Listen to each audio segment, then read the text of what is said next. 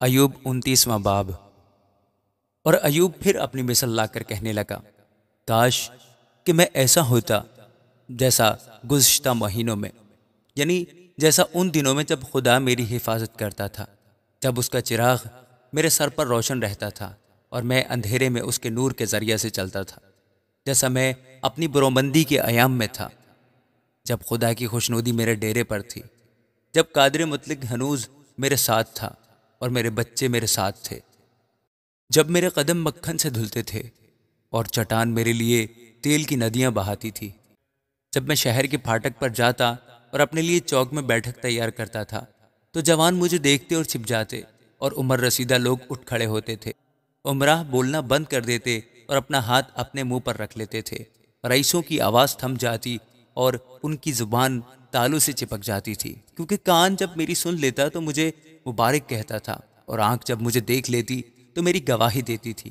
کیونکہ میں غریب کو جب وہ فریاد کرتا چھڑاتا تھا اور یتیم کو بھی جس کا کوئی مددگار نہ تھا۔ ہلاک ہونے والا مجھے دعا دیتا تھا اور میں بیوہ کے دل کو ایسا خوش کرتا تھا کہ وہ گانے لگتی تھی۔ میں نے صداقت کو پہنا اور اس سے ملبس ہوا، میرا انصاف گویا جبہ اور امامہ تھا، میں اندھوں کے لیے آنکھیں تھا اور لنگڑوں کے لیے پاؤں، میں محتاج کا باپ تھا اور میں اجنبی کے معاملہ کی تحقیق بھی کرتا تھا۔ میں ناراست کے جبڑوں کو توڑ ڈالتا اور اس کے دانتوں سے شکار چھڑا لیتا تھا۔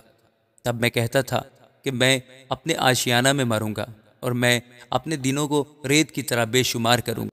میری جڑیں پانی تک پھیل گئی ہیں اور رات بھر اوس میری شاخوں پر رہتی ہے۔ میری شوکت مجھ میں تازہ ہے اور میری کمان میرے ہاتھ میں نئی کی جاتی ہے۔ لوگ میری طرف کان لگاتے اور منتظر رہتے اور میری مشورت کے لیے خاموش ہو جاتے تھے۔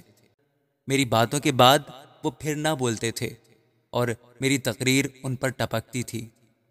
وہ میرا انتظار کرتے تھے جیسا بارش کا اور اپنا منہ ایسے پسارتے تھے جیسے پچھلے میںہ کے لیے۔ جب وہ مایوس ہوتے تھے تو میں ان پر مسکراتا تھا اور میرے چہرے کی بشاشت کو انہوں نے کبھی نہ بگاڑا۔